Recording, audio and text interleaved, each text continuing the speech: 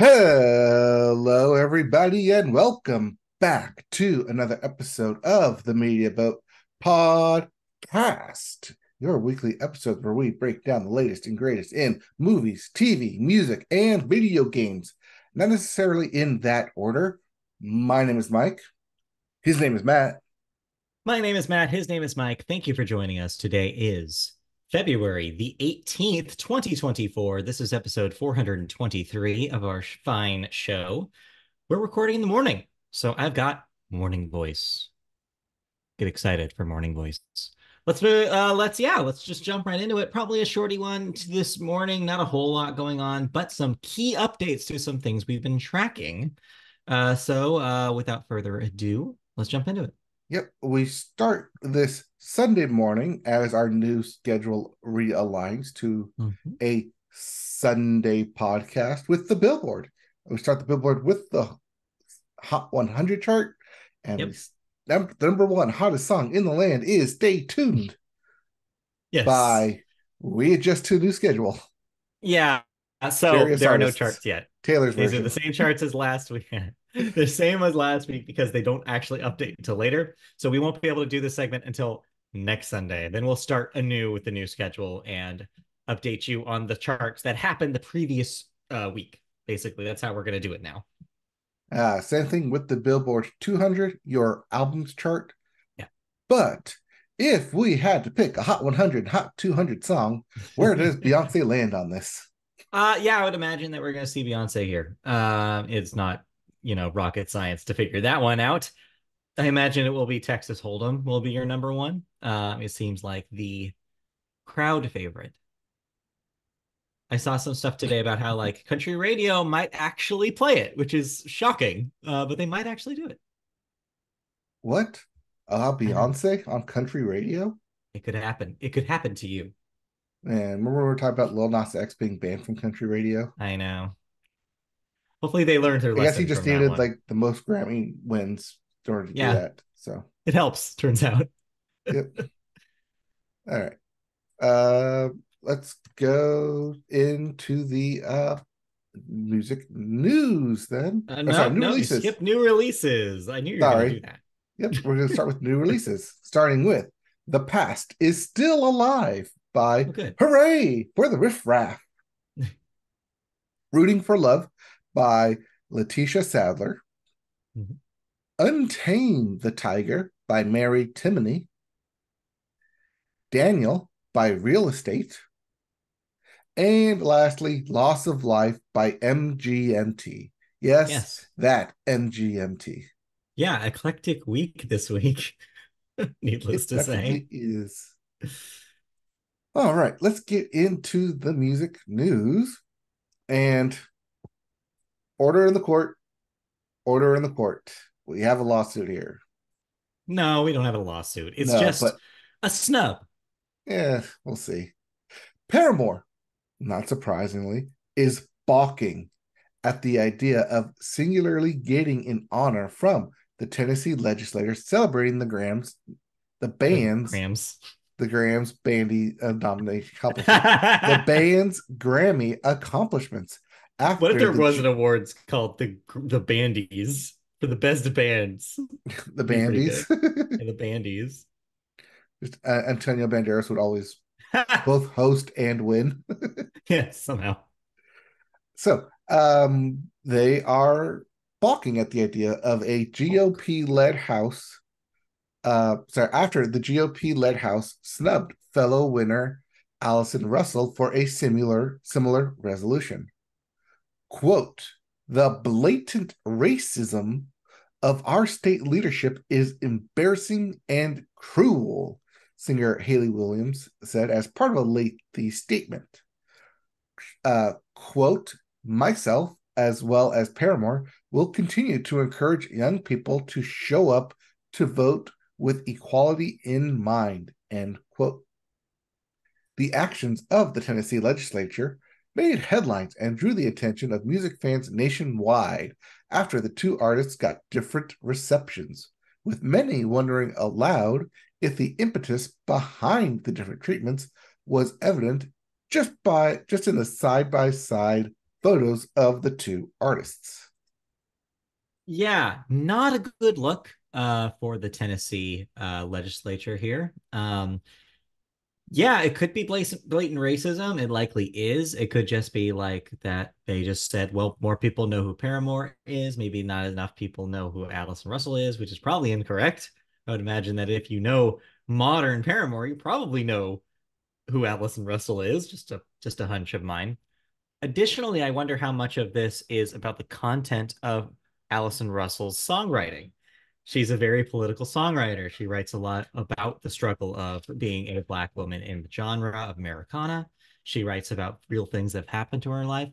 I'm not super shocked that a conservative Tennessee house was like, I don't know about this one, but the rock band fronted by the white woman, sure, we'll give them an honor. It's just yeah, it's very, very weird. I don't like it at all. It's a bad look.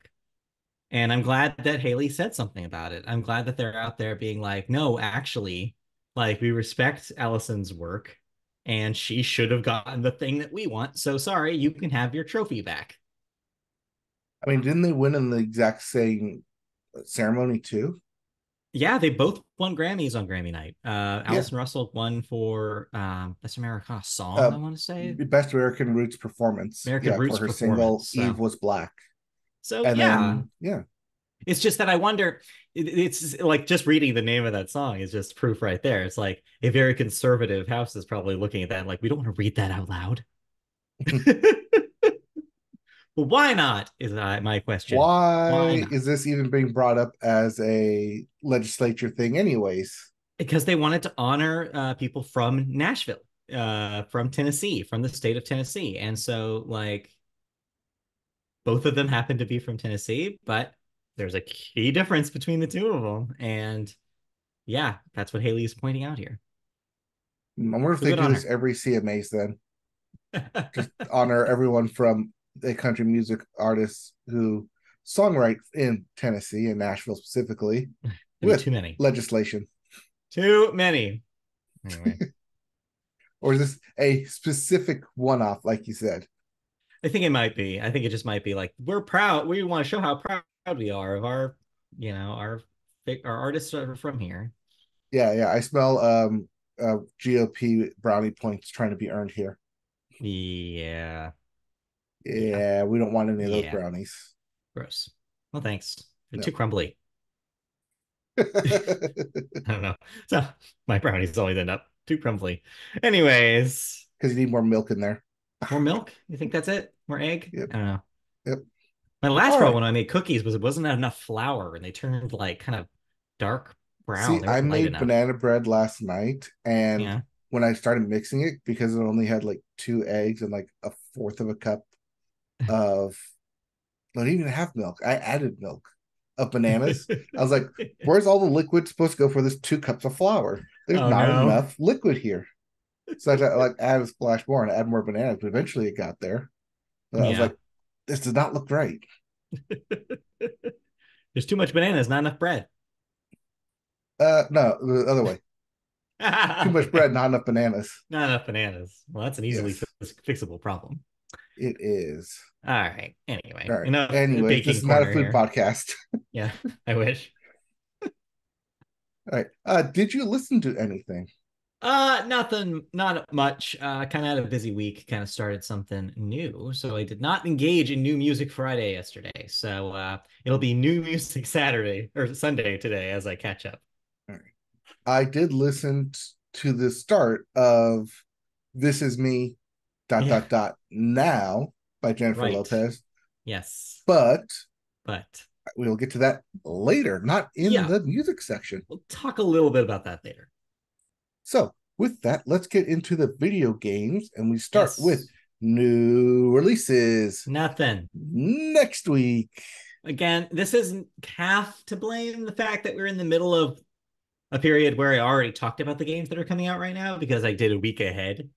Mhm. Um, so yeah, we'll reset this on next Sunday and we'll have a whole bunch of new games to talk about. Exactly. But what we did tee up last episode and Mhm. has come to fruition is the Xbox podcast Yes. news. Not the news of them making a podcast, but their announcements in the podcast form as they announced. Yes. So, as a recap for people who weren't paying attention, the setup for this is that rumors had swirled about Microsoft putting out certain games from their first party Microsoft Games or Xbox Game Studios on other platforms, including the Nintendo Switch and the PlayStation 5. And as these rumors kind of swirled around, Phil Spencer went on social media and basically said, hey, we're going to have an announcement, a proper business announcement for this. He later found out it would be in the form of a podcast, a video podcast that would air on Thursday, this past Thursday at 12 p.m. Pacific. And that has happened. And so I have like a little bit set up here of what was announced during that podcast. So the news that came out of that was that Yes. Microsoft has confirmed, after the rumors have swirled, that four unnamed but kind of now known We can safely assume them, yes, but yes, unnamed in the podcast. Xbox exclusives will be released on other console platforms, such as the PlayStation 5 or the Nintendo Switch. So, what seems to be the popular assumption here is that those four games are Hi-Fi Rush, which we've already more or less seen proof that will be coming to other platforms. Pentiment, Obsidian's story-based RPG that was previously a Game Pass and Xbox exclusive. Makes sense to do. Sea of Thieves, which we had also seen a previous rumor that was going to come to PlayStation 5 and Switch. More or less confirmed now. And then lastly, the one that we hadn't heard a rumor about, but I actually assumed that this would happen on the video I did for the website, which you can see on YouTube. Grounded, Obsidian's other game. The reason why those are the four that are assumed is that because in the podcast, the way they put it is two smaller games and two games as a service. The smaller games, of course, being Hi-Fi Rush and Pentiment, the games as a service being Sea of Thieves and Grounded, which are both games as a service, Grounded being a survival game. So yeah, this makes sense. This confirms basically the rumors that were circulating, and it seems like this isn't in the story, but I'll add this because this was a big point of contention on the internet this past week. They did say that it's not exclusive to these four. It's not like they're doing these four and then never again.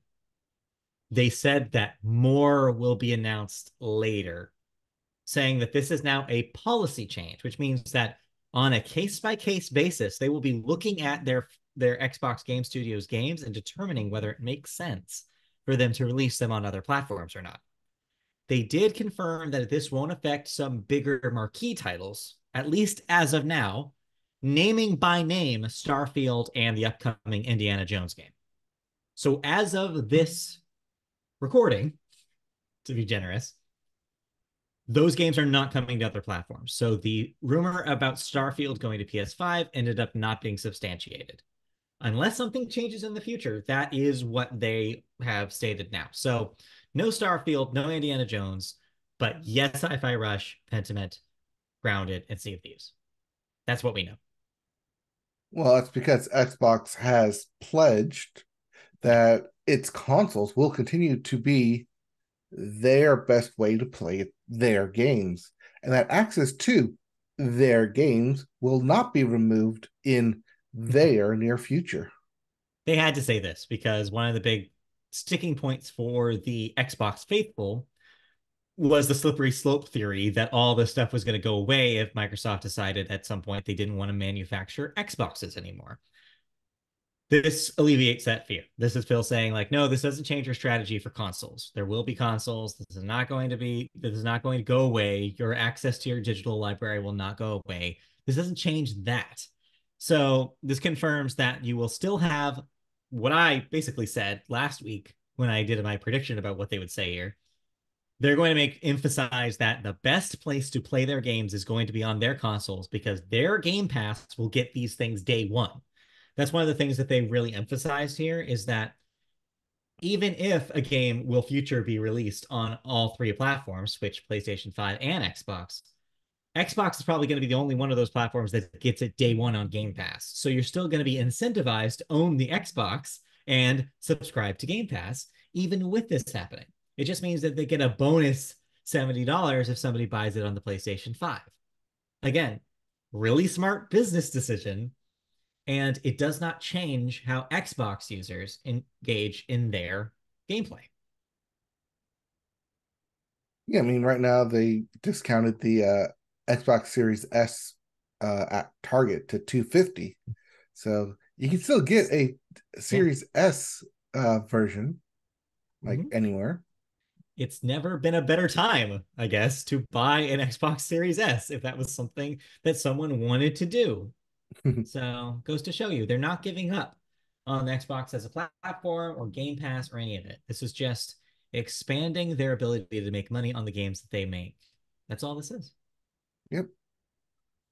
Um, they also announced that since the acquisition of Activision Blizzard, Mhm. that they would put Diablo 4 as one of the first games from said acquisition to be added to Game Pass. Yes. Yay! Yeah, I think this is great news. I know And you they had said fun that, time initially with Diablo 4. and I still go back to it every once in a while on the Xbox. But now knowing that I can fit in the future, so this will be March 28th, in case you're wondering. Once this launches on Game Pass, I'll be able to play it on PC too, and that will be a fun time. So yeah, like I think that this is just the first of these announcements, they said. Diablo 4 will be the first of Activision's catalog to come to Game Pass, with more on the way soon. So soon we'll probably know, are we getting Call of Duty? Are we getting the Crash Bandicoot games? Are we getting stuff from the Activision catalog that's not just Diablo 4? Are we going to get other Blizzard games like Overwatch? I would not be surprised if that was the case. It's just going to be a slow rollout to incentivize more subscribers as it goes on. Which is a perfect segue to the next part. Yep, Overwatch 3. No, No. no, about Uh, Game Pass. oh, yeah. Xbox has confirmed that there are 34 million players subscribed to Xbox Game Pass. So this is notable because they had initially said that they were going to stop reporting numbers for Game Mhm. Pass growth because it didn't grow as fast as they wanted it to. But this they announced because they wanted to clarify that this includes Game Pass Core subscribers, which is what the new name of the Xbox Gold Live. Xbox Live Yeah, Gold gold. was. So this technically includes people who joined when they were transferred from Gold Rolled to over into it. Yeah. Game Pass. However, that was the assumption we made initially. However, Microsoft did say that this doesn't necessarily just include rollovers, and that's why the number is bigger. The number would be bigger regardless, is what they said. Is that there were still more people added to equal those 34 million. It's not just a matter of everybody who had gold is now Game Pass, and thus the number goes up. They wanted to clarify that that wasn't the case. But yeah, it's getting bigger. Not as big as they'd like it to be, but hey, we'll see. Yeah. So you know how I mentioned that Xbox Series S was on sale for like 250, and now I'm seeing 220 at Walmart. Well, it's cheap, but don't let that price fool you. Xbox has Yes. confirmed that the Xbox Series X and S consoles will not be the company's last. Yeah. In fact, I didn't include this, but this is equally important. They said that not only will there be future Xboxes, but the next Xbox is planned to be the what they call the quote biggest technological leap in console history or something, which is also what they said about the Series X, but you know what I mean. So they're Mhm. already hyping up that the next Xbox will be a big deal. And why wouldn't they? Yeah, it makes sense. They want to alleviate again those concerns that the Xbox fanboys, for lack of a better term, were concerned about. They were like, well, what happens if they don't put out a new Xbox? Are they just going to let Sony have it this generation? Like, well, no. None of that is happening. Business as usual at Microsoft. They're going to make another Xbox and you're going to buy it. That's just how it is.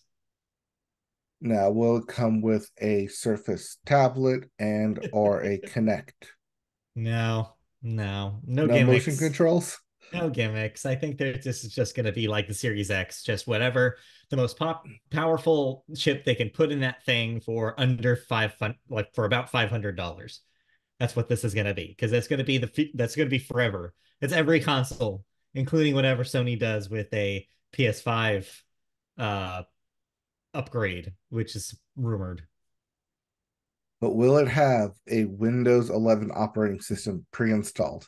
I mean, under the hood where nobody can see it, which is just like the Series X right now. Like, Windows is running in that thing. It's just buried. But anyway, but yeah, that's Anyways, what they said. So basically, like I said, it confirmed our, pretty much everything that I had predicted last week. I pretty much nailed it. Like that certain games were going to come over, certain games weren't. That this was going to be a new policy going forward, but nothing else was going to change. And sure enough, that's exactly what's happened here. The Activision stuff coming to Game Pass is like the cherry on the top of the cake. It's just something that they're offering to fans as an olive branch and basically say, don't worry, the thing that you want, we're going to give you that too. But you're just going to have to deal with this light annoyance of us sometimes putting things out on a PlayStation. I noticed that they didn't say anything that was going to be both day and date release. It seems like they still want to No, deal with exclusives I would for imagine like a that's how they year do it. timed. Again, with Game Pass, they want to make sure that their games are day one and you Hmm. won't have that experience elsewhere. If it's retail day to day, yeah, that'll probably be a case by case basis as well. I don't know. There might be games where they do that, or they might never do that. Who knows? It might be a Sony PC strategy, like what Sony's been doing with PlayStations on the PC, where it's like a few months later. Microsoft could absolutely do it that way if they wanted, like to get a little shot in the arm on these projects when the sales on their main consoles start flagging. That could absolutely be their strategy, but we don't know, and we won't know until a new game comes out with that strategy. Because so far, these are 4 games that have already been released on Xbox. And by the way, why they didn't name them specifically on the podcast itself? Because those are deals with other platforms, and the platform holders are probably going to do the announcement. So don't be surprised if Nintendo delayed their direct, which was supposed to be a partner direct, which means that it will be third-party games on the Switch till next week. Assumed they haven't announced that officially, but that's the word. Because they wouldn't have been able to announce Hi-Fi Rush yet if they hadn't waited. That's why I think that that's happening. Same thing with Sony. Sony is going to wait until they have a state of play or a update or whatever they call it, the other one. I forget. There's some state of plays. Well, there's the state of play and there's also a second one. They have 2 names for their presentations, and I wish I could remember which the other one was. But it's the state of play and it's the showcase. That's what it is. It's the PlayStation Showcase is the other one that they Mm. do. But yeah, so they're waiting for one of those probably to do their side of the announcements. And so because of those deals are in place, Microsoft can't just go ahead and say, "Hey, Hi-Fi Rush is going to come out on Switch." They can't do that yet. So that's why. All right, I guess so. Yep. But in the meantime, they did put out some statements specifically that Sony says that PS5 sales have declined and that no major franchise titles are planned before 2025. So to be clear, Microsoft didn't say this. This is Yes, it's Sony. I had this little section um, here because there were 2 major updates for the other console holders here. Like you said, yeah, Sony is pretty much saying that the PS5 is in the second half of its lifespan. Sales have gone down. I guess they had predicted that they wouldn't. But the thing is that when a console sells this well, it's going to hit a wall at some point, and they're finding that wall is that pretty much everybody who wanted to buy a PS5 largely has one. And because that's just how popular of a system it's been. And so, yeah. And so this means that Sony is pretty much saying, putting it out there, like, don't be surprised if we do something with the PlayStation brand soon. Whether that means a PS5 Pro, which seems to be the popular rumor, or a proper follow up. So sooner than And later. the time travel machine that I built actually worked. It is now 2021 again because rumors of the Switch 2 are confirmed or more likely to come in the next year. Yes, much to the disappointment of Nintendo fans, unfortunately, this means that it's not likely anymore that this year will be the Switch 2 year. Seems that the rumor seems to suggest that they went to publishers last week and basically said, "Hey, yeah, you know how we said late 2024? Nah, man, March 2025 is now what seems to be the timetable." So this means that the one silver lining to this, though, is that this means that with the whole year of more sales, the Switch has a chance at beating the all-time sales record for consoles, trying to beat the PS2. It could do it. If it has a really stellar 2024, it could get up there. Without that, it may not have, but now it can. So we'll see. We'll see. It could. Although Maybe. you've already had two, three solid Mario games and two Zelda games, what else could you be waiting for? Metroid Prime 4 is the answer to that question. It's still up in the air whether that thing is being delayed because they're trying to put it out as a launch game for the new console, or if it's literally just that, like much in development hell. It's unclear. I am kind of hoping that they do wait and release it on a more powerful platform because I think it would benefit from it. But if it's ready, why not put it out? That's the thing, is Nintendo's been doing this thing the last couple of years where games are finished and ready to release, and they hold them until they feel it's the right time to release it. So, because as of right now, the big games this year are what? It's just Princess Peach. What's the Showtime. subtitle? I think Showtime. And that's pretty much it. I think right now. I don't know beyond that. So mystery year for the Switch. They kind of bought themselves an extra year, and who knows what'll happen. Maybe a new Pokemon. We are stumbling toward Pokemon Day coming up next week, I think. So Yeah, next week. something like that. So yeah, we could have news of a big Pokemon release this year. Who knows? Unsure. I'm not Yeah, sure. because they're not getting Final Fantasy at all. Or No. Persona. No. Yeah, that's the thing. It's kind of Tekken. anyone's guess what the Switch's year is going to be like. Its proper final year. We'll see. And new Super Smash Brothers. Not a All right. chance. Not a chance. All right. Did you play anything? Uh no, honestly, I got back into Fortnite because the new computer, and so I've just been playing that a lot. But then when I started my new full-time job on Thursday, I'm gonna have less time from now on. So it was fun while it lasted. Yeah. Well, if you like Fortnite, but you hate like all the combat just being surprise attacked everywhere, do I No, have a game that okay. could be for you?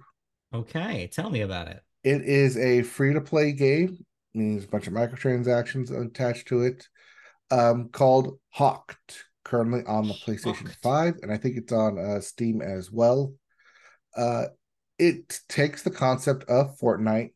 You're dropped, transported, whatever. You arrive in a huge island map thing, and the goal is to complete different shooting puzzles to get glyphs. The glyphs unlock a big treasure. Take that treasure and survive hauling it back to your base to add it to your loadout, your roster. Mhm. But in the Hmm. meantime, you have both the inhabitants of Exile Island, very on brand, as well as other looters trying to attack you for these prized possessions. Hmm. Play as solo or in a three-person group team to solve the puzzles, secure the treasure, and get out before time runs out, and or like your team like gets all shot up and dies. So it's a extraction shooter, I believe is the term. I think that's what they call it. Yeah, Yeah, like Payday or Rainbow Six Extraction. Rainbow Six Extraction. Yeah, Yeah, a bit more like Payday, I guess. yeah, kind of like heisty, kind of like that. Yeah, Okay. but instead of like you're not like planning a heist, you're solving puzzles like Puzzles. shooting puzzles on the island. And the puzzles are really Hmm. simple. It's hey, this thing glows. Shoot the glowy thing, or hey, defend this area while it fills up with water. And then like once you like defend the horde, like They you get almost your glyph. Yeah, the puzzles sound almost like Zelda dungeon-esque, A little kind bit. They're of very like simple yeah, puzzles, but it's the like both the motion or the traversal and then like the yeah. looting, picking up the random guns, opening boxes, trying to upgrade, kind of like Fortnite, where you're Yeah. trying to get like the better weapons to Hmm. survive longer. Okay. All right. Um, I'm having a bit more fun with this than I did with Foam Stars. I think just the arena based style of Foam Stars and most of those like games feels very like encapsulated. Like I know that's the kind of like the whole point of it, like you can only like stay within bounds here, but putting it on like this massive map of an island feels a bit more like, oh, I can go anywhere. I can do like over here or over there. Like there's two like puzzles, one this way, one this way. I can choose which one I want to go to. All right, you go that way, I'll go this way, or we all go as a team, so we have better odds, better chances. Hmm. It is multi-platform crossplay, Okay, so cool. you will like. I did end up playing with some people on PlayStation and some people on PC as well. Didn't see any Xbox symbols, but I Might don't know come if at a it's later there date. yet. Yeah, it comes at a later Yeah. date. I have a question. It sounds Yeah, like it's a game that would benefit a lot from some teamwork, like communication, like headsets on. How hard would you think it would be for players to come in completely solo and try to wing those interactions? You just have a worse experience? Because I know that's a lot of these games, that's the case. I did have a worse experience when I did do the solo version, just because Hmm. it felt like you were doing a solo Fortnite game, Yeah. which I we've mean, done in the solo Fortnite past. is fine as long as you're not playing on a team, is the thing. But this is different because it requires teamwork. No, no, there is a solo version and there is a team version. Oh, okay, those are separate modes. Yes. Got it. Yeah, you can play as a solo looter, and it's just one-on-one map, or Hmm. you can play in a team looter where it's three-person on a team. I think four teams in total. Um, just they get dropped like in random places, and you're all trying to not necessarily get the same glyphs, but enough glyphs to unlock where the main treasure vault is, and then unlock that vault while also defeating the big boss that guards said vault and all the other players who um, forge in on that one location to get the treasure themselves because there's only one treasure on the island. So like it's all like big and wide, like it's great. Like, oh, like I'm like doing this puzzle. Like, there's no one around me. There's no one around me. I'm just doing puzzles and I'm getting everything. Then all of a sudden, like it gets closer and closer and closer to where the treasure is. And once you get there, it's like, oh, everyone just converge here. Now I see where everyone is. Hey, good thing you picked up all those good weapons on the way. Good Otherwise, thing. you're just gonna get shot at. Yeah. So it seems like it at least does the thing that you want from those kind of games, which is create these kind of organic, chaotic experiences that make you want to like, oh, I gotta play this again to see what weird shit happens next. Yeah. Oh, 'cause that's one thing Yeah. that I didn't like about Fortnite is that I'll just be walking around and then also You I just get get shot shot. at and just die and be like, Yeah. well, this game's done then. I can't revive. That's the other thing in the team base, you can get your teammates to revive Right. you. And to help you out, yeah. Either like revive you while you're down, or there's different stations set up where you can just if you defend it long enough and camp there, you can revive your teammates.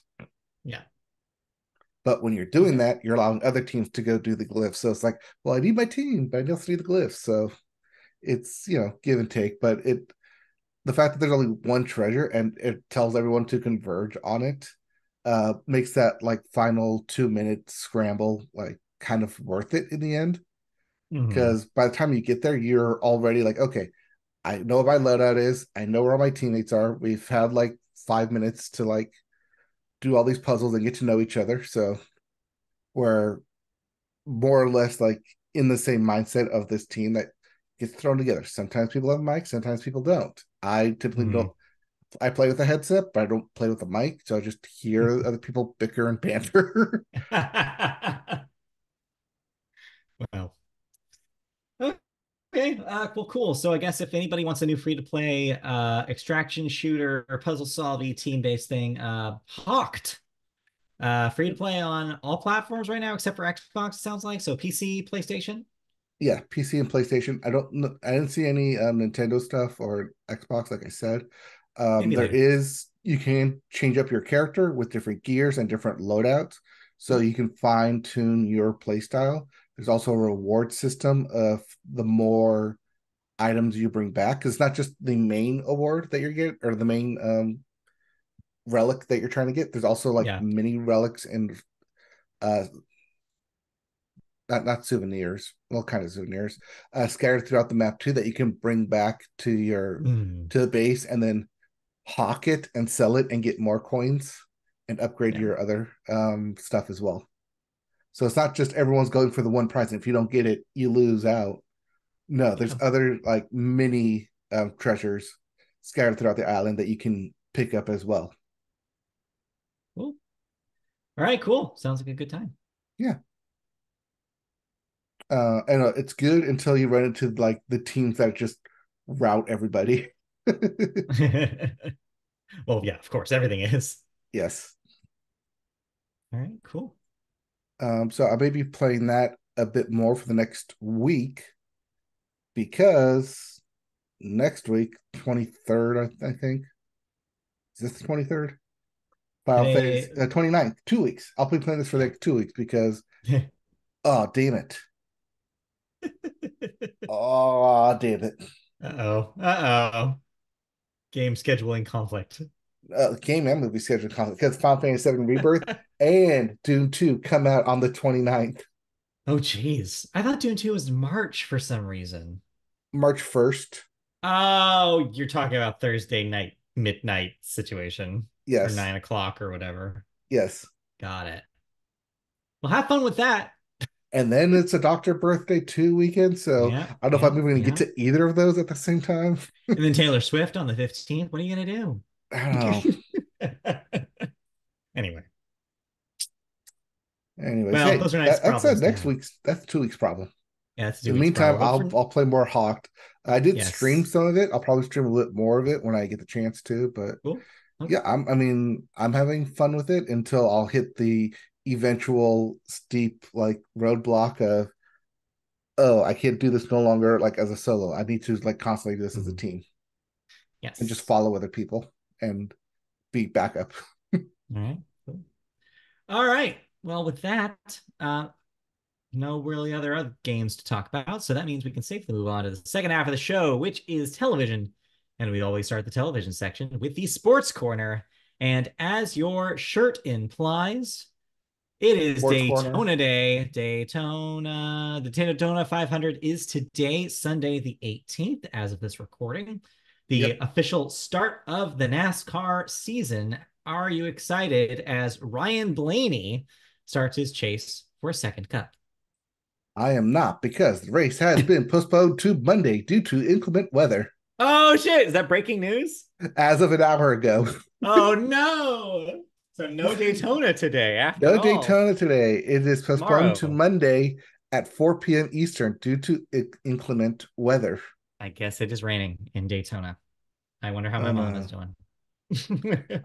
Currently, Joey Logano sits atop the pole in the number one spot with the fastest qualifying time, Okay. um, followed by Michael McDowell, uh, Tyler Reddick, Chris Bell, and Chase Elliott as your top five. Both All right. Bell and Elliott were in the final race for the Cup at the end of last season. Oh, and just sitting out of the top five at number 6 is my boy, my driver for the year for the third year in a row, Yep. Austin Cindric. Okay. I like him. His last name sounds like Syndic Will. That's exactly why I picked him too. I was hoping. I was hoping that was the case. Well, Well, because cool. Okay. Well, I used to root for Speed Racist, and then 2020 happened, yeah, then he and was so I had to pick a racist, new and then you had to driver. So stop. Yeah. I had to stop. Even though like he ended up winning like the year he came back after he was like Yeah. banned for a year. I was Of like, course. I could have been me cheering for you, but no, you had to Nope. go and ruin it.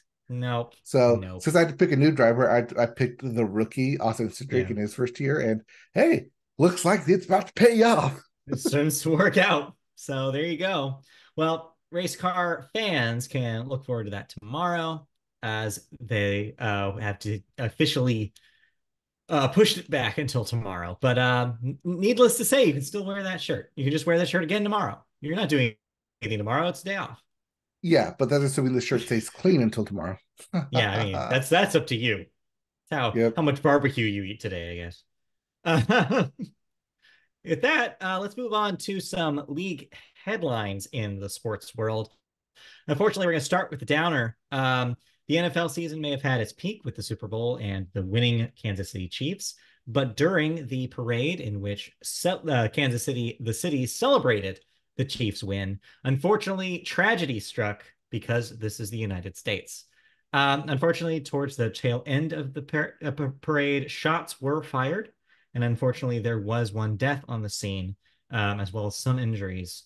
And for the Chiefs themselves have made a statement to try to honor the lives lost or the life lost and the people harmed in the incident. Current, like the other ones that I Right. saw, were in critical condition. Several of Um, them were kids yeah. sent to the local Yes. children's hospital. Important though is that Taylor Swift has made a statement where she has donated $100,000 to the family of the deceased person. So people are trying to do what they can to And kind then of clean up the mess. Travis Kelsey and his 88-7 runner charity Mm-hmm. also donated $100,000 as well. That's good. That's good. So, yeah, you've heard what we've said about previous versions of these tragedies on this podcast.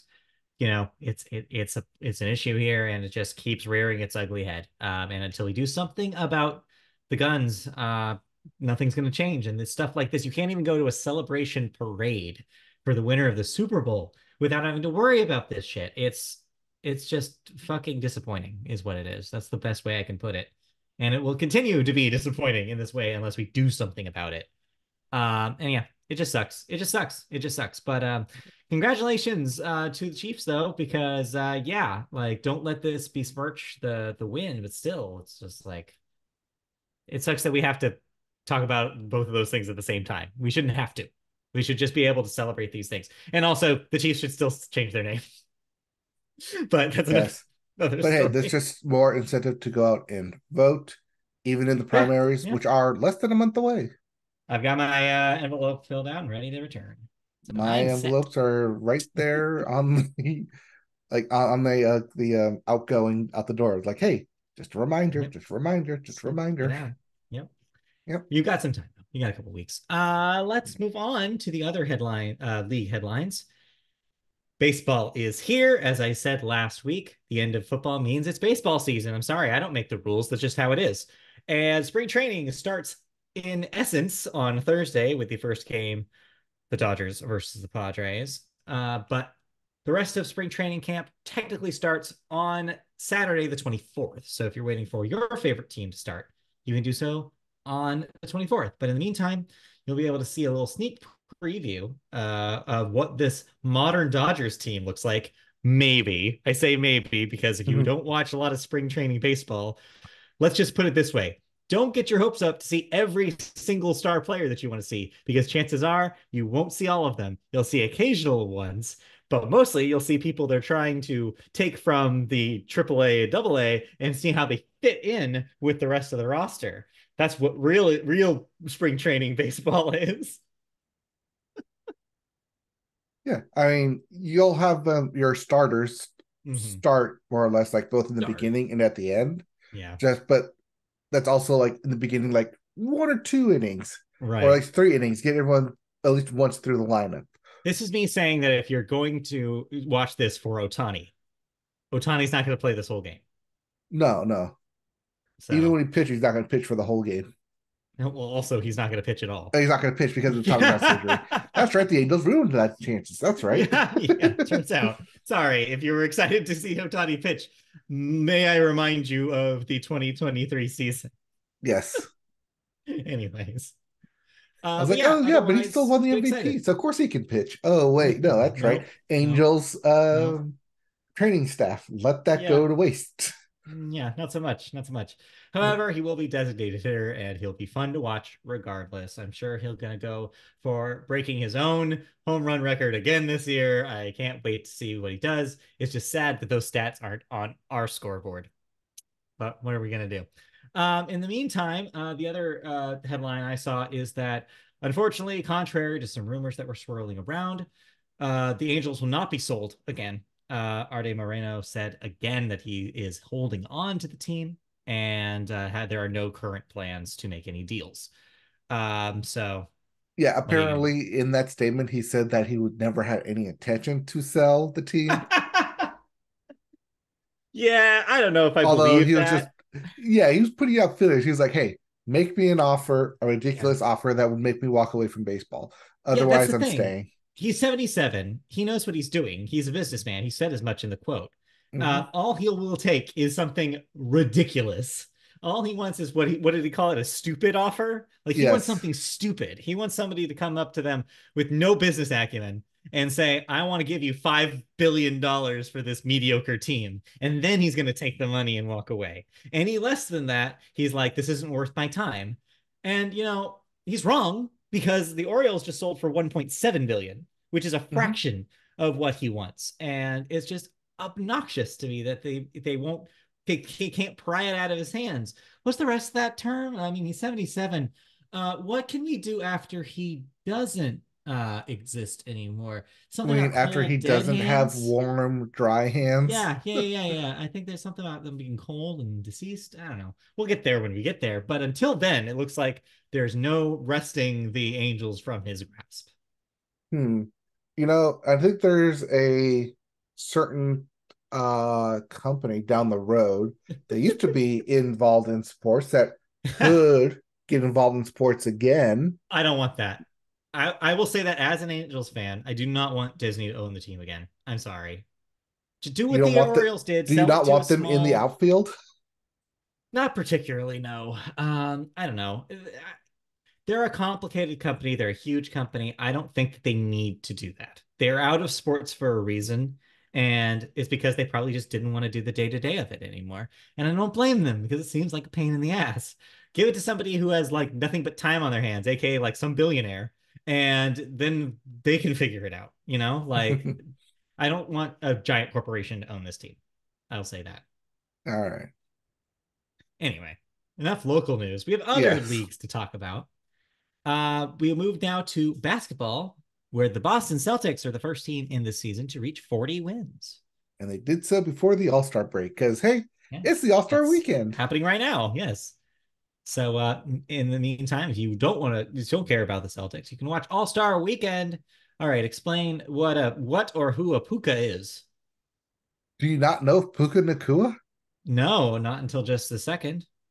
Puka Nakua, the Rams rookie receiver who had both the rookie receiving yards and rookie reception records this past year, I only watch one football game a year, and it is called the only to Super Bowl. lose the rookie offensive player of the year award to a quarterback. Okay. No, I did not know any of this, but now I do. Yes. Puka, fan favorite here because he is a Ram and he is a rookie, and he is also the name on a dynasty team, the Hapuka Matatas, Yeah, because it means no worries guess for the so. rest of your games.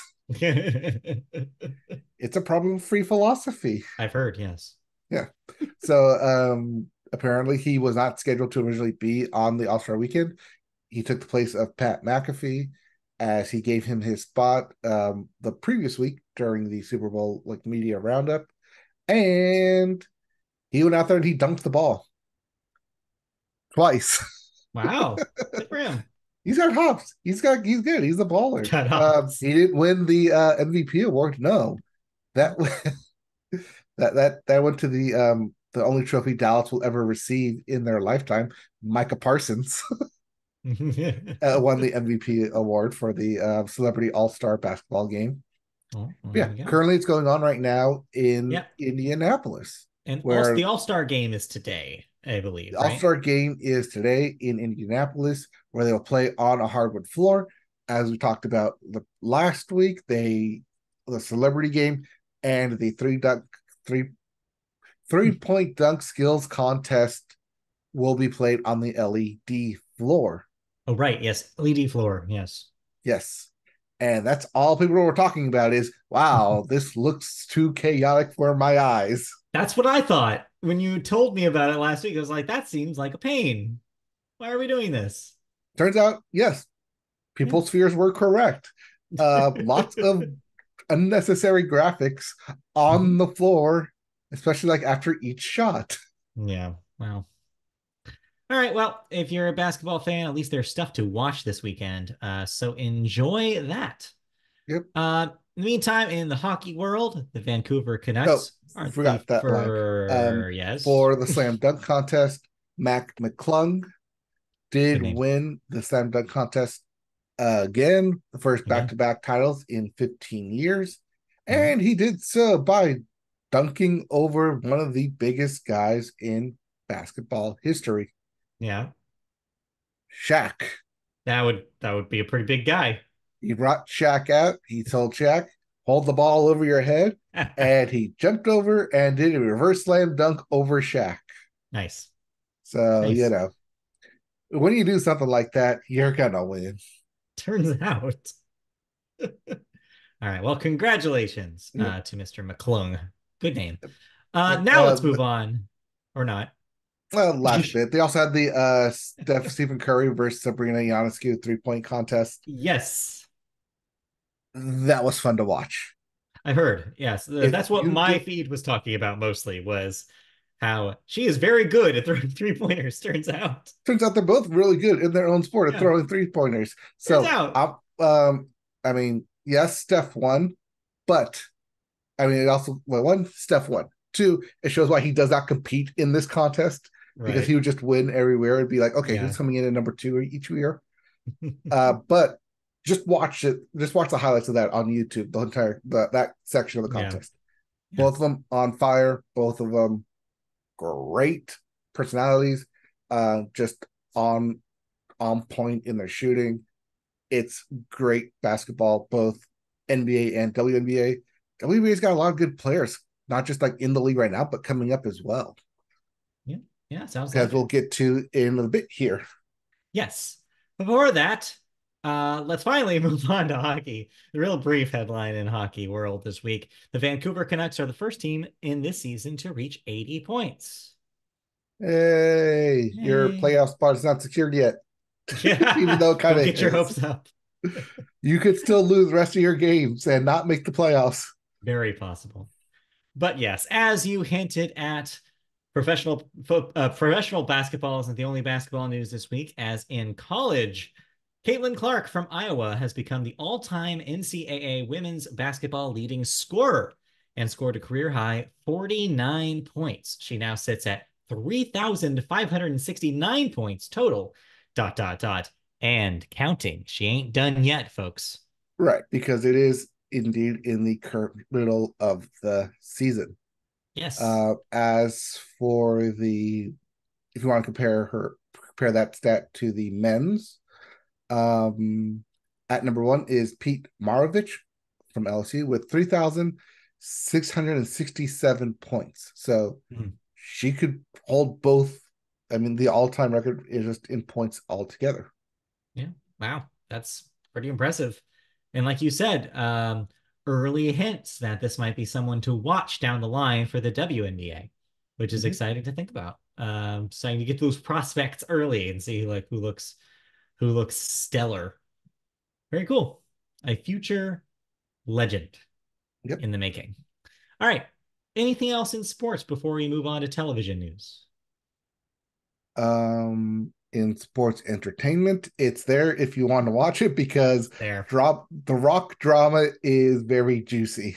I hear that stuff's really weird. Like, I feel like The Rock is at a real weird point in his career where he's not sure what he wants to do anymore. I feel like Black Adam broke his brain.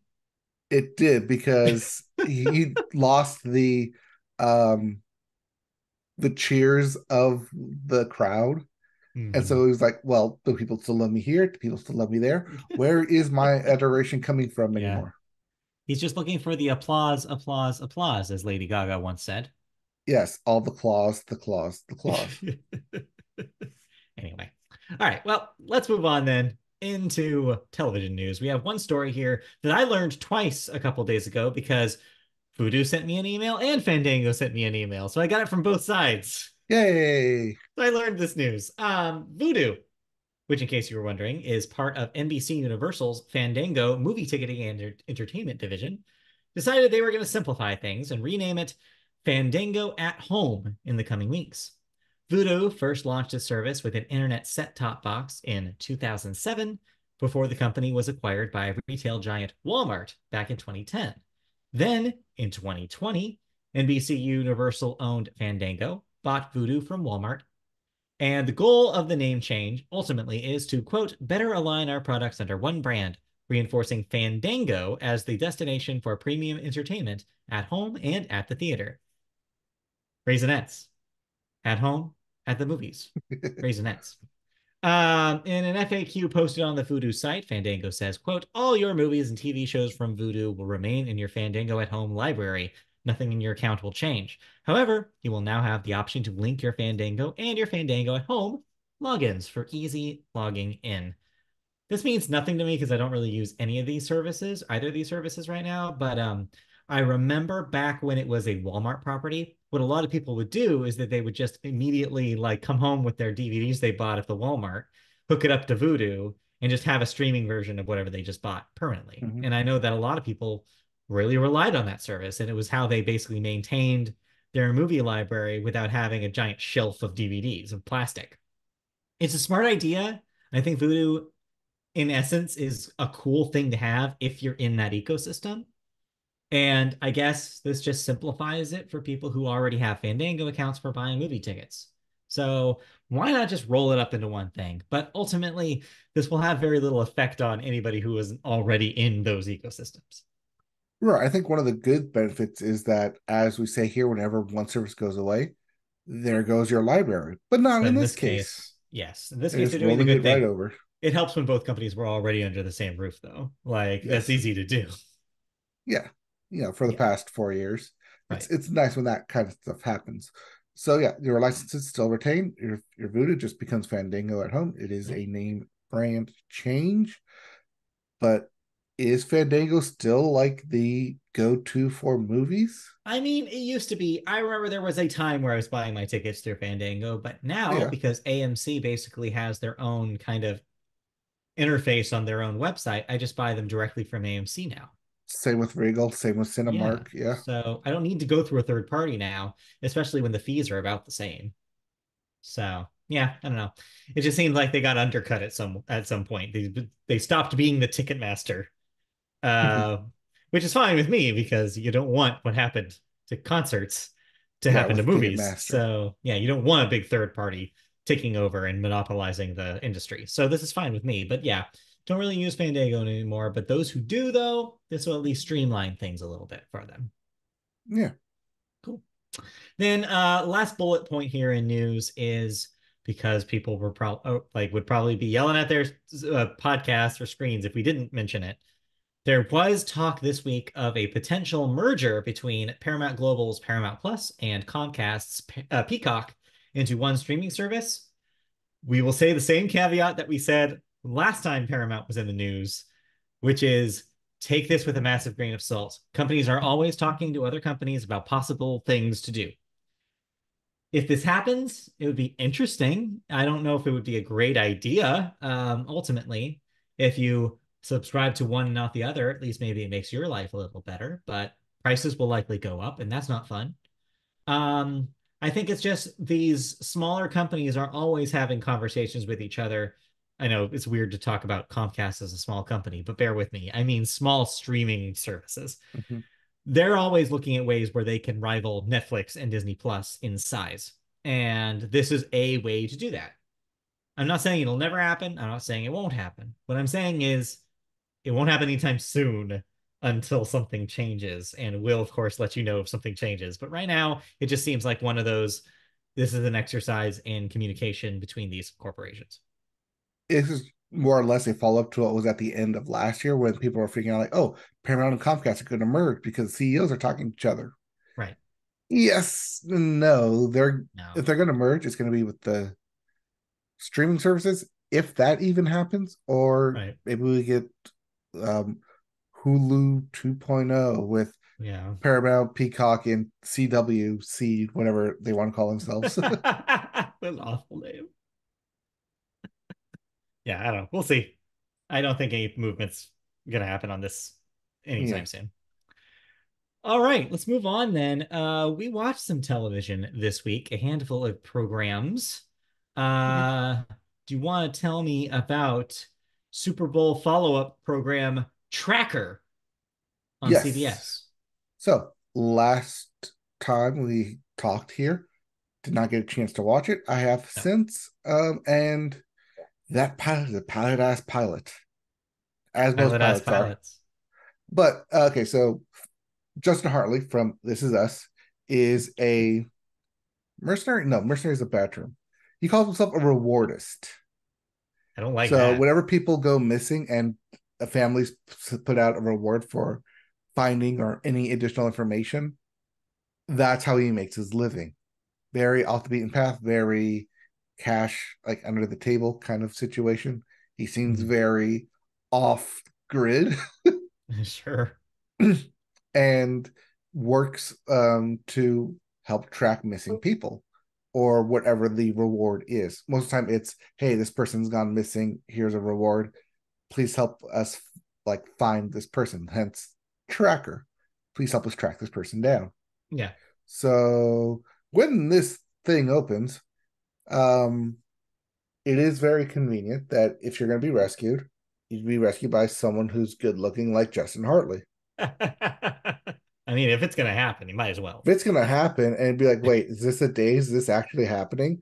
Justin Hartley's not a bad face to be looking at if you're coming to.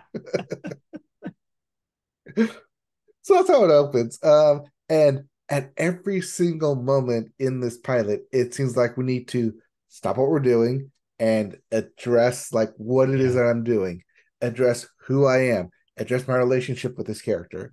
And because like you're like with Poker Face, it's always a new town, a new city, a new cast of characters that you're interacting with.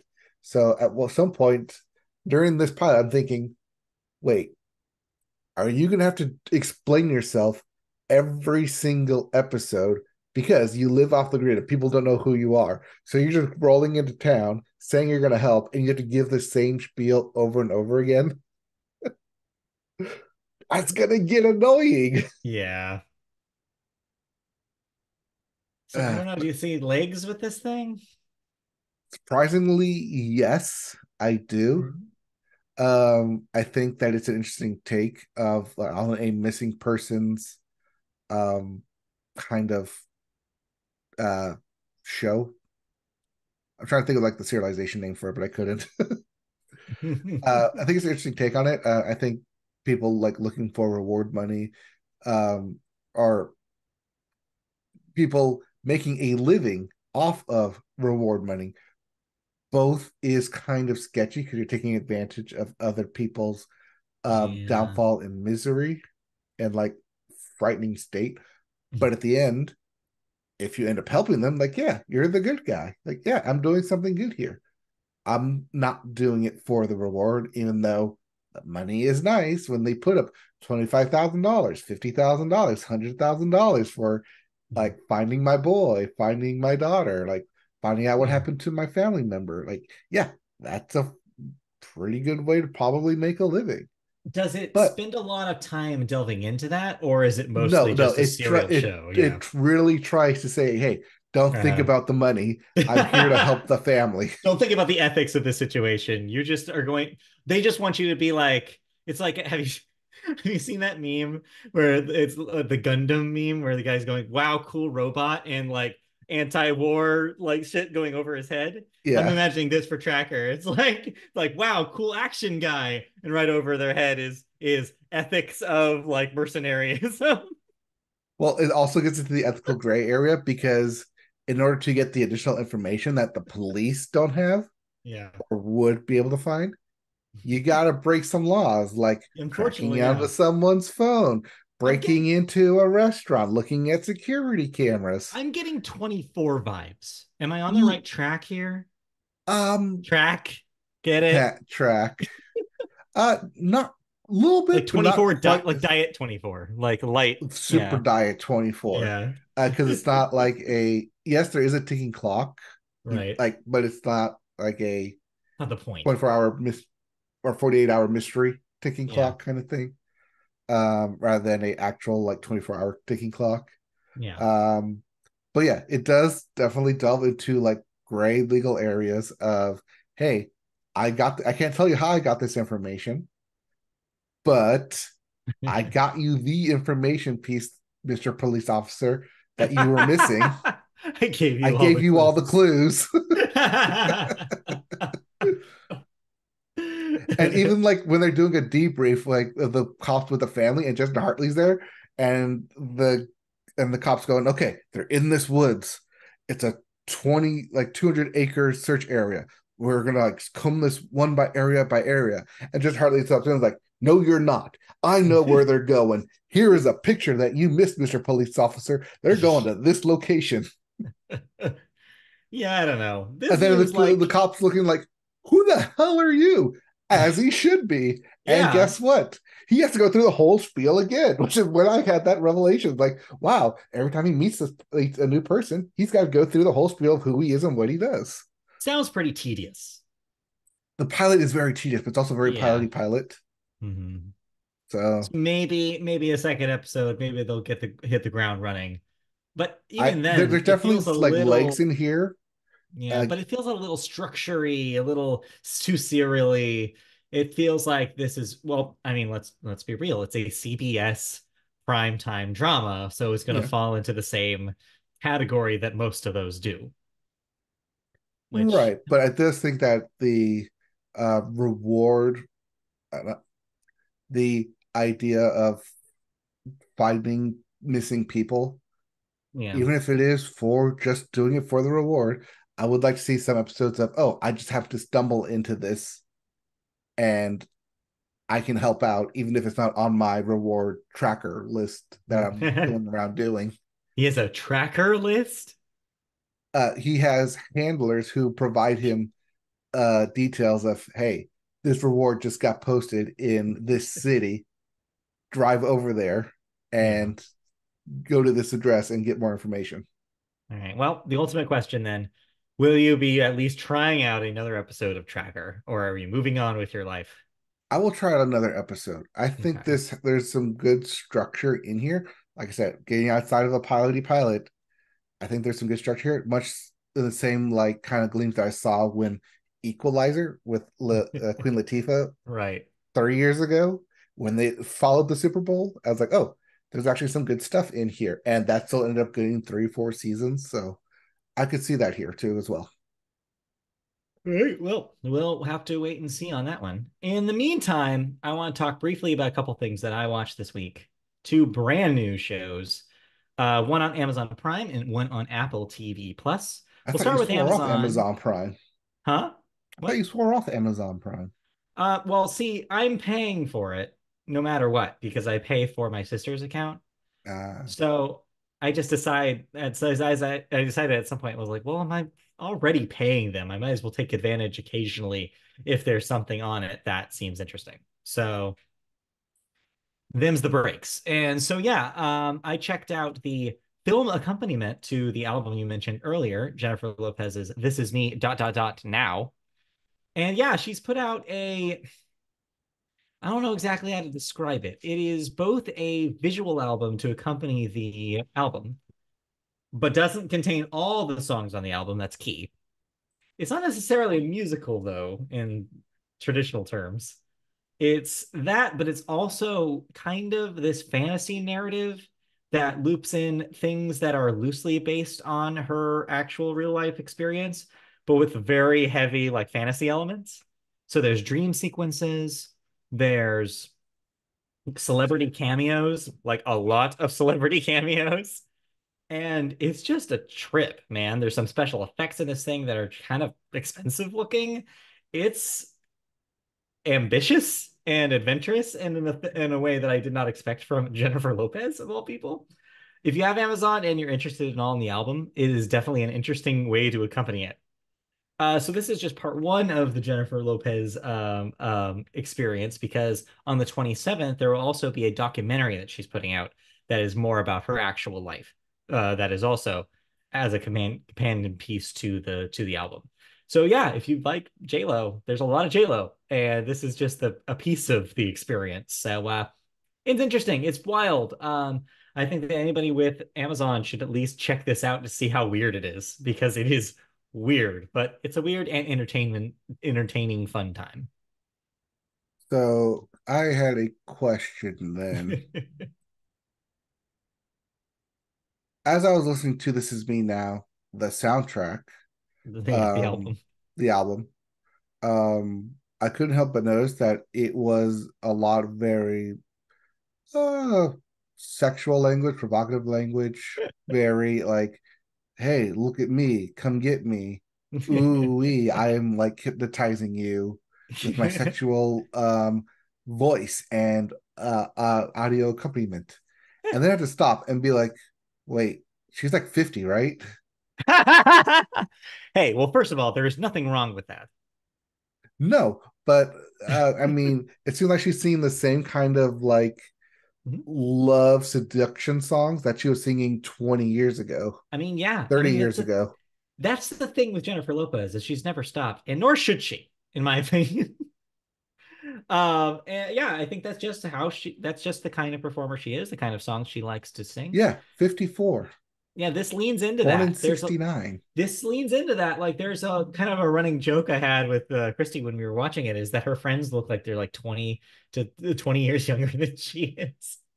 Like the people that she casts as her friends. And it's very Mm-hmm. funny because it's like, well, she also looks like 20 years younger than she is. So all bets are off at this point. Like she can live in whatever universe she wants because she's Jennifer Lopez.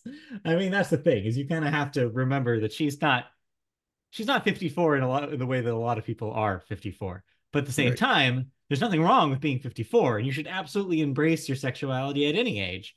So yeah, it's definitely very her, and that's good because that's what she's going for. This is kind of her part of her, I guess, trying to make a huge comeback, and I think it's working for the most part. It seems like she has a sense of humor about herself, and that's good because I think more performers in her kind of tier of entertainers should absolutely have a sense of humor about themselves. You can't be self-serious all the time, and this proves that she's at least like aware of that. I don't know. It just felt like I was thrown back 20 years ago to Yeah, when, was it 25 years ago that This Is Me dot dot dot then exactly. Yeah, was and out? goes to show you that it's been a while, and yeah, it doesn't seem to have taken any like she doesn't seem to have slowed down very much, is what I will say. Mm-hmm. All right, then the second thing that I watched a little bit more family friendly on Apple TV Plus as part of their ongoing Snoopy Presents series, where they make new Peanut specials. The newest one is about none other than Franklin, and it's called Welcome Home, Franklin. This is sweet. This is basically an origin story of sorts for Franklin, the character from the Peanuts comics, how he meets the Peanut squad, including Charlie Brown, and how they become best friends. It's very cute. It's quaint. The animation is impressive. It's the same as you've seen in the other Snoopy specials that they've done on Apple TV. It doesn't do anything too wild or inventive. It has some Peanuts movie style popular song needle drops, but they're not distracting because they're at least era appropriate this time. They pick stuff from the 60s where this clearly takes place. So it is nice that they at least paid attention that much. But yeah, it's sweet. And it finally retcons or redoes an element that I think bugged a lot of people in the Thanksgiving special from the 70s, in which Franklin is sat across the table at the Thanksgiving dinner and is isolated from the rest of the group. Mm-hmm. There's a scene that starts that way in the special, but then they invite him over to sit on their side. There's a very cute like acknowledgement Yeah. of that scene and correction over time. It's very sweet, and it doesn't shy away from some race stuff. I mean, it's very boiled down for kids, but at the same time, you do get like Franklin being aware and pointing out that he is um, not a majority in the world of the Peanuts characters. And there's a conversation, kind of like a little cultural exchange conversation that he has with Charlie Brown during one season where or scene where he's introducing him to like blues and jazz musicians that he didn't hear about before. It's cute. I think it does a good job of being like, yes, we want to celebrate this character of Franklin, celebrate why he's important, and bring him into the fold properly for a new generation. It's cool. Okay. Is it just one episode or like Yep, one just a special, or is it special. It's more? just a I want to say it's about 30 something minutes. It's very Oh, short. okay. Cool. Yeah. Yeah, All right. cute. I did watch one other thing, but it's a continuation because it was Valentine's Day and it's back. Love is Yes. Blind, season 6. I Ay. won't say anymore. Yeah, that's all you need to say is Love is Blind continues. Yes. They are back Very and they good. are blinded. They are blinded. All right, let's move on. I'm not blinded by cancellations and renewals, are you? No, but what am I no longer watching? You're no longer watching This Fool. Actually, you're watching This Fool every week. I'm talking about the television show This Fool on Hulu. It has been canceled after 2 seasons. It means you can watch the entire series on Hulu. If you want. I don't even know what that is.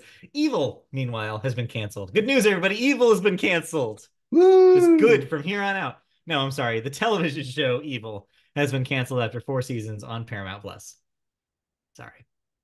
Then in renewal news, Sci-Fi is bringing back a show called Surreal Estate for a third season.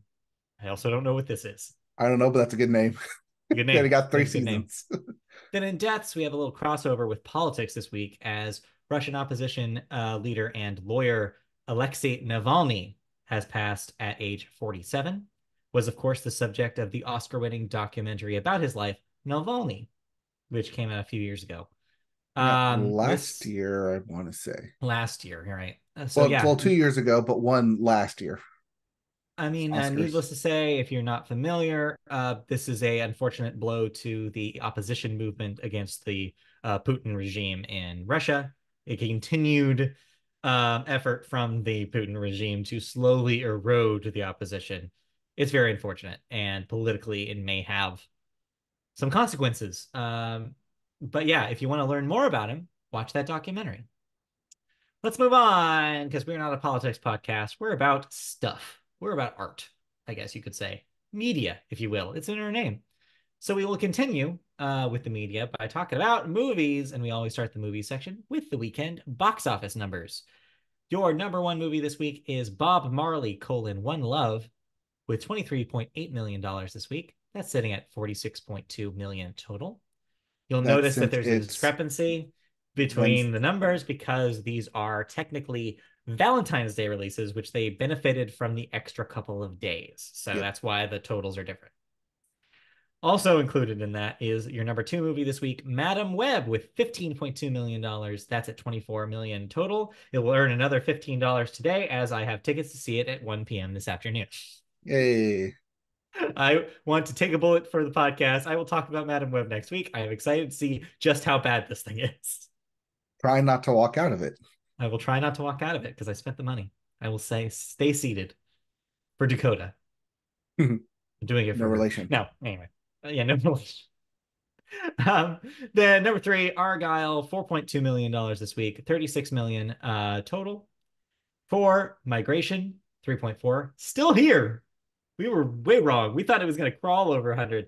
It's still making money somehow. It's at 115 million It's domestic still now. a step. It's crawling, but it's now reached a full step ahead. And then that weird religious television show slash movie release, Chosen season 4, episode 4 through 6, is also here. $3.4 million. That's at 5 million total. Yeah, I feel like this is going to happen until Easter, and Yeah, then it goes away. I think so. I don't know. For Lent, I'm going to give up going to Jesus movies. I think that's what I'm going to do. All right. And then upcoming Only for this 40 week, days? I What? know, only for 40 days. You'd think longer. This week, some movies are coming out, but I have no idea what any of these are, but the first one, at least I have context for. If you're an anime fan, you may be aware that another anime movie big release is happening. Demon Slayer, Kimetsu no Yaiba to the Hashira training. Did I get that all right? Yes. Okay. That is in theaters this week. We also have something called Drive Away Dolls. Action comedy about Okay. like a breakup. That's a weird title for that. And then Ordinary Yeah. Angels. So like Joe Adele. No. This one is Alan Richardson and Hilary Swank film. Okay. Got it. Not about Drama Joe Adele. piece. Not about Joe Adele. No. No. Okay. Anyway. But of course, everybody is waiting for the following week, which of course is Dunk Part 2. So wait until next week for that. Yep. In the meantime, let's move on to some movie news. We had some breaking Marvel news that has been highly anticipated. We had heard rumors, but now it's official. Marvel is making TV stars into movie stars with their version of the Fantastic Four. Pedro Pascal, mostly famous for his role as the Mandalorian on Disney Plus, but also more recently in things like The Last of Us. He will play Reed Richards, aka Mr. Fantastic. Vanessa Kirby from The Crown will play Sue Storm, aka the Invisible Woman. Joseph Quinn from Stranger Things, a Stranger Thing, if you will. That's what we call them here in our household. If somebody has been in Stranger Things, we say, oh, a Stranger Thing is in that. It's just an easy way to remember them. Plays Johnny Storm, aka the Human Torch. And none other than the cousin himself, Ebon Moss-Backrack from The Bear, will be playing Ben Grimm. Yes, the Thing. CG is going to help him, I think, a lot in this role. I mean, I would hope so. I mean, he Unless he doesn't look just like Michael yells. Chiklis, but who does? No. So But he he's does gonna have need a some help. good throwing voice, though. It's true. Oh yeah, no. Voice wise, it's perfect. I can't Yes. wait for that. Um, WandaVision Helmer Matt Shackman is directing the Fantastic Four off a script by Josh Friedman, Jeff Kaplan, and Ian Springer. Disney also said Wednesday that it is swapping Fantastic Four and Thunderbolts' release dates in 2025. The latter will now kick off summer on May 2nd, while the Fantastic Four will hit theaters on July 25th.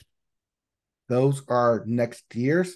Hell, Yes. with the announcement of Fantastic Four, we are officially, was it 17 months away from that film being on Yeah. screens? So they pretty much had to announce it, like announce the cast now because They're going to shoot why in like not? 2 weeks in Right. They March. have to finish this movie pretty soon. So yeah, congratulations. As you said, it's cool to see a lot of TV talent getting upgraded here. A lot of familiar and well-loved faces getting the Marvel treatment, getting invited into the MCU, like Pedro Pascal, which is what I will name my cat. Uh, like just some wonderful names here. Everybody loves these guys, and it's cool to see them getting to have be part of such a big important project in the MCU. Is this? Do we want to put our money down now? Is this the comeback movie for the MCU? Do you think that they've taken their lumps here? They're hoping that the popularity of the Fantastic Four is what injects new life into the franchise. No, because No, Marvel has only okay, one film coming out this year, right, 2024. It is currently titled Deadpool and Wolverine. yeah, Rumor title is expected to change, right. but that will both kick off the next phase, but also the Thunderbolts will more or less end that previous phase. Here's my issue with that, and I've seen a lot of people say that as well. But my issue with that is that the Deadpool series seems detached from the MCU proper. It's Yes. R rated. It is not for the demographic that they typically want to see these Marvel films. Is that changing with this third film? Is there something that I don't know about? Because I'm assuming you can't put out a Deadpool movie without letting Deadpool be Deadpool and Well, feel they're like a trying to separate put thing. out a Daredevil TV Mhm. show Yeah, with the I R know they're doing rating. that They too. did it with the Echo TV Yeah, show being an but M rating. let's be real here. The mature content in the Daredevil stuff is different from the kind of stuff you get from Deadpool. Yes. So I feel like this also feels detached to me. I'm just saying that for the people, for the widest audience possible, for these middle in the road PG-13 Marvel movies, I just can't see, unless they're making severe changes to the character, I can't see this Deadpool movie being the thing that ushers them into the next phase. Mm, I mean, you're right in that aspect because Fantastic Four is the film to usher in the next Yes, phase it seems because to be that the leads thing. into Doctor Doom Yeah. as the main villain. It also leads into Galactus as a big bad, especially since rumors abound. Galactus will help tie, who is a world eater, will help tie into what was the Eternals, where the Right. world was an egg, apparently.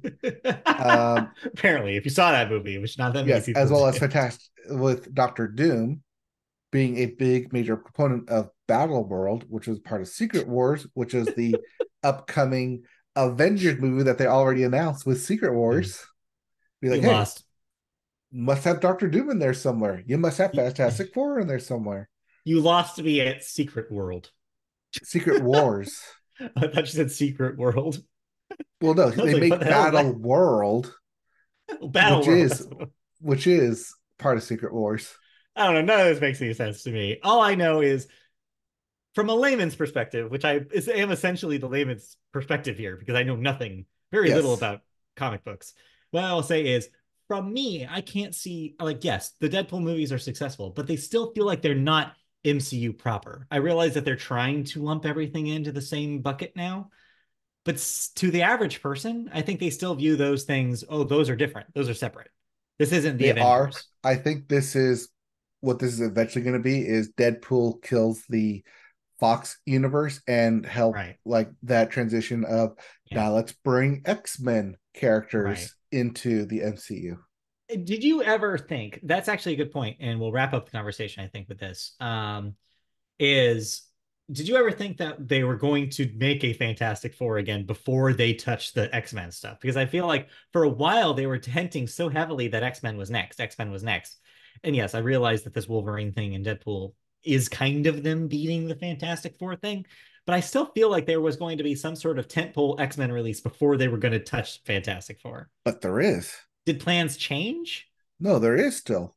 There X-Men is. 97, the animated No, series, will again, come that's out later this separate. year But on that Disney feels Plus. different. That's a continuation of an Yes, you animated want show like from an the 90s. MCU. Yes, you want an I'm talking MCU about film though. those films because I feel like they've made a point to separate these universes on purpose. And for us to pretend that they're all part of the same thing, I Yes, don't know. It I've just seen seems like, some tinfoil hat rumors going around that they're going to change King Dynasty to just be Battle World that would and make change sense. Secret Wars to be Avengers versus X-Men Okay. Okay. as their way of introducing and just reusing the characters from the Fox universe. I guess 10 years post when they last played them. Yeah. I'm just saying, I think where I'm coming from, why I'm so confused by all this stuff is because my understanding, based on the things that they've been saying as a company in the last 6 months, is that they were going to simplify all this shit, that it was going to be less complicated, that they were going to focus on the franchises that worked, and there was going to be less homework to do, about the MCU and Star Wars and all these franchises that Disney owns. But what you're describing seems way too complicated for that to be true. And so what I'm saying is like there's got to be a way for them to streamline this shit and divide these where necessary. And is it the fans that are making these things more complicated than they need to be? Because I think that it just seems contrary to what they said they were going to do. Tinfoil hat. Yes. Post credit scene for Mm. Deadpool is that he just goes around and kills all the Disney Plus characters Oh no. that they created. Be like, oh yeah, nope, no longer have to worry about it. No longer have to worry about this. No longer have to worry about that. I mean, that would be a way to do it. I don't know. Again, I don't really have that much investment anyways. I am just trying to figure out what this means. Like, is if any of this is important and any of this is gonna matter. And with The stuff like this being as Fantastic Four will complicated matter as, because it is yeah, the Marvel's first family. and And that's much like yeah, with Robert Downey Jr. being in the role for 15 years, I right. think they're expecting the same thing with these four main characters And to that's be yeah. in the roles for the next 15 years. And that goes back to what I said initially, which is I think that's the thing we're waiting for because everything, all of this other stuff just seems superfluous and isn't going to mean anything to, your friend who isn't as online as you are. And that's the person that they've got to get to care again because that person Mm-hmm. stopped caring 2 years ago, three Yep. years ago, maybe longer. That's the Maybe person they got to get longer. back. Fantastic Four is that movie. It's not any of these other All movies. right. Anyway. Anyways, we have until 2025 Yeah, to to find worry out. about that. So, That's true. in the meantime, did you watch anything else? No, no movies. I believe You're supposed to watch Oppenheimer. Oppenheimer. Well, I have a job again now, so I don't have like the several hours during the middle of the day where I can watch a 3 hour film anymore. I'm going to have to really figure out what my time is going to look like from now on. So today, when I'm not watching Madam Web, perhaps when I get home, maybe I will spin up Oppenheimer. So watch this space. Maybe I'll be able to talk about it next week. But You have to for turns your out, Oscar watch. yeah. And then who knows? Anything could happen. So we'll see. Yep. So yeah, you watch Oppenheimer on Peacock, and then I'll watch the holdovers on Peacock, Yes, yes, and do then we so. cover both bases. But All in right. the meantime, In the meantime, thank you. That'll do it for today's Media Boat podcast. If you want to see an archive of our video versions of the podcast and see our little mugs, you can do so on YouTube. Search YouTube for Media Boat Podcast on there. You'll find our video podcast as well as some other video features that we've done recently and in the past. You can also subscribe to get notifications when new videos go up, such as the video version of the podcast, now loading on Sundays. You can also find us in audio form on podcast services such as Apple Podcasts, Amazon, iHeartRadio, Spotify, anywhere you listen to podcasts, search Media Boat, and you'll find us. You can also find us on social media. We're on Twitter or X as Media Boatcast, Blue Sky, Media Boat. Just search that and you'll find mediaboat.bsky.social. You can also find us playing video games every once in a while. Mike might play more. What the hell is that game Hawked, called? Hawked. It's a bad name. not Tony. Uh, yeah, not Hawken either. That's a different game. You Yes, can play Hawken on Hawken time. God damn it. Tekken. Hawked on twitch.tv/mediaboat. It got me. Um, Facebook Media Boat Podcast, search that, find us there. MediaBoatPodcast.com is where you can find an archive of our shows and special write-ups, like the one I did on Valentine's Day about which video game consoles you should date and which ones you should run from. That sounds funny to you. Check that out, MediaBoatPodcast.com. And lastly, if you want to ask us questions, complain why I didn't include any Sega consoles on that write-up, or if you just want to say whatever you want, email us at mediaboatpodcast@gmail.com, and we'll read your question here on the show. That'll do it. So stay tuned for next week with another episode. We'll have all of that stuff and more breaking news, whatever happens in the meantime. We'll have all that for you next week on the next episode of the Media Boat Podcast. We'll have more news, more thoughts, winners of the NBA All-Star game, who is the current champion of NASCAR, because they'll race tomorrow on Monday, and all that and more next time. So see you then. All right, bye.